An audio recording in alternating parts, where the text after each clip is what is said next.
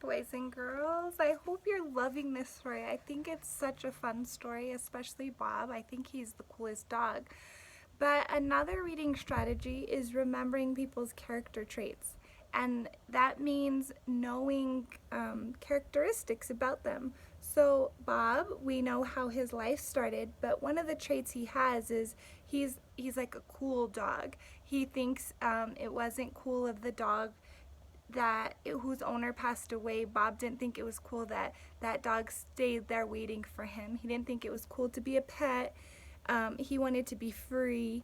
But we did find that he has a sensitive side because we found out that he gets really sad when he walks past the animal shelter and he feels bad for the animals that are in there. So yesterday he told us he was going to visit Ivan and Ruby, who live in a zoo-like place, and that every time he went to visit them he had to pass the animal shelter and he felt sad about it. So today we're reading this chapter is called Julius. They're actually not chapters, they're more like short stories in each section. So Julius. I knew this guy back when I hung out at the mall with Ivan and Ruby. Nice dog named Julius. Basic mutt, maybe some lab and golden in there somewhere. He'd done some hard time at a couple shelters. One of those dogs, you know, had seen more than his share of his bad stuff the world can throw your way. One ear bitten off, scars, a limp. Julius lived in his backyard. Winter, spring, summer, fall, chained up mostly. Flies on his food. Empty water bowl way too often. So Julius was not well taken care of.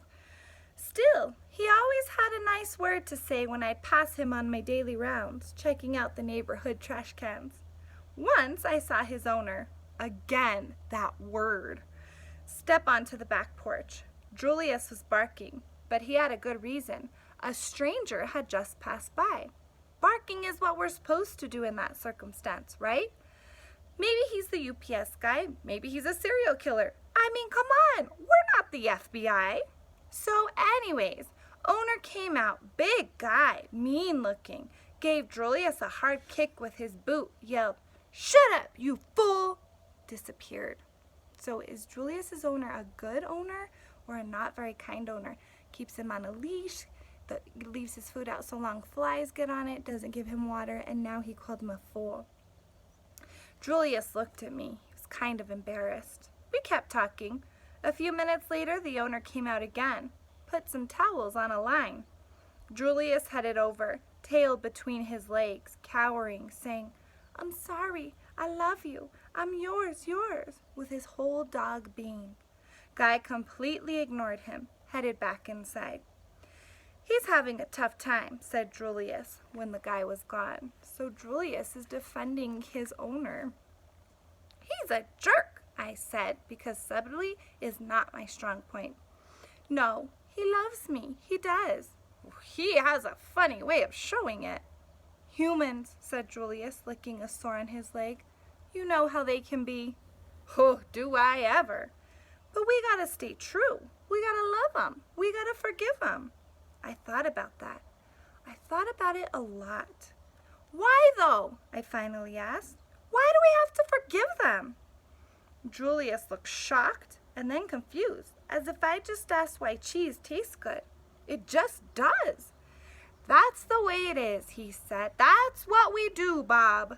I started to reply, but I managed to hold my tongue, which is not easy for me. It's a very long tongue with a mind of its own. There was no point in making Julius feel worse than he already did. Later that morning, I found half a turkey sandwich. I gave the whole thing to him. Well, okay, I had a taste first, but still. Forgiveness. Seems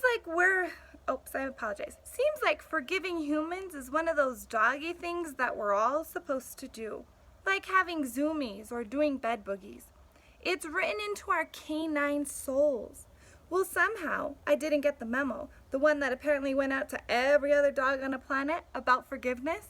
Why should I forgive the humans who tossed me and my siblings out into the night? When you forgive, you lose your anger. And when you lose your anger, you get weak. And when you're weak, you can get hurt all over again. So he's saying as a dog, the humans treat him however they want, and they're just expected to forgive him. What do you guys think? Is that true? And my question to you is there a person or a friend who's maybe not very kind, and you feel like you always have to forgive them over again? The art of human watching. By the time we reach the park, the sky is definitely in a bad mood.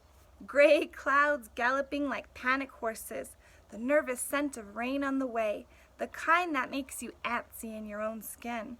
When we get near the employee entrance, I hop into Julia's backpack like always. We enter through the special gate where George shows his ID, checks in, and says hi to the staff. So now they're at the zoo where Ivan and Ruby live. Pet dogs aren't allowed at the park, Natch. Foxes, wolves, my dog cousins, they are. But in my opinion, even though they're technically part of my extended family, they're nothing like dogs. Only dogs have perfected the art of human watching. The smartest thing we ever did was figure out how important the human gaze is. So often, when we follow our owner's eyes, we're rewarded with something amazing. A smelly sock, a glazed donut that's fallen on a smelly sock. We follow every blink, every sidelong glance. We see it, whatever it is, before humans do. We understand before they do. And if there's a glazed donut involved, we eat it before they do. Puppy eyes. It's mid-morning, still pretty early. There aren't many visitors around yet. We've got a meeting in 20, George tells a couple workers, Hank and Sonia, who groan. Just a quick one, going over contingency plans one last time in case there's any flooding. During the last hurricane, a small part of the park flooded mostly near Reptileville. George helped move cages. He came home smelling like cottonmouths and copperheads. It was all I could do to not barf. Weather Service just issued our tornado watch, Hank says. I thought we were having a hurricane, Julia says. We are, Gus, but sometimes tornadoes are spawned during hurricanes, George explains. So the weather is now saying they're going to have a hurricane and a tornado. Julia frowns. But a watch means maybe, not for sure, right? Yeah, but I want you to head home, George says, just in case. Please, Dad, just 10 minutes, Julia says. She's using the special voice she reserves for moments when she really, really wants something from her parents. I guess kids manipulate their moms and dads the same way dogs manipulate humans. I don't know, George begins. I promised Bob. I figure that's my cue to pop my head out and look adorable. So I do. So Bob pops out of the backpack. He's like, hey, Bob, says Hank. Sonia reaches over and scratches my ears. I'm pretty popular around the park.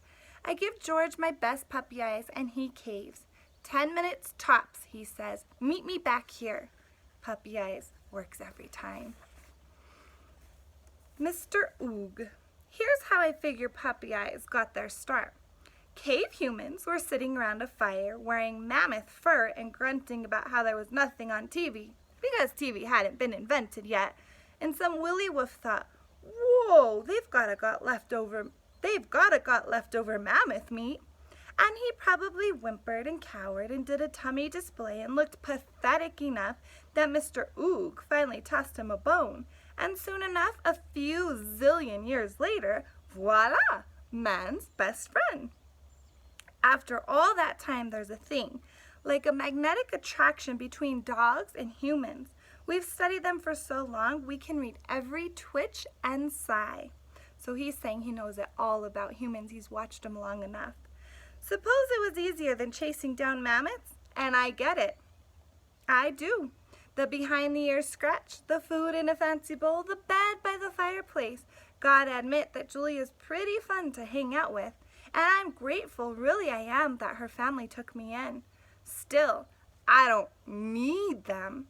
You need someone. Eventually they let you down. And you end up feeling like a real doofus. So he's saying he loves Julia, but he's not always going to count on her, that he can be off on his own because he doesn't want to be let down by them. Very interesting. He wants to love them, but he's too tough to give in completely. The park. As Julia walks, I sneak peeks out of her backpack like I always do. We pass the Meerkat family poking out from their den holes like the whack-a-mole game they used to have at Max Mall. I see the flashy flamingos with their one-legged balancing act and the terrifyingly beautiful tigers. Even their cute cubs give me the willies.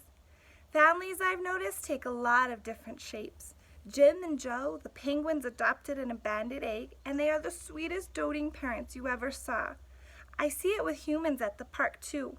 Families of all shapes and sizes and colors and genders, and yep, they all seem to do just fine. We round a corner past Sea Otter Alley. Oliver and Olivia are floating calmly on their backs, holding each other's paws.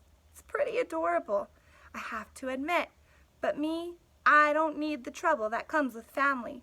Babies puking, toddlers whining, spouses nagging. Talk about a design flaw. So he's saying it's great to see all these people at the zoo, all different animals, different people, and everyone just there. But him, he's not too worried about a family. My question is, I want to know if Bob's going to change his mind and if he's really going to love having a family. A strategy you could use now is to maybe draw a picture of the zoo and what he saw at the zoo, or draw a picture of a zoo that you've seen before so that this chapter sticks in your head. Hope you're enjoying the story. See you tomorrow.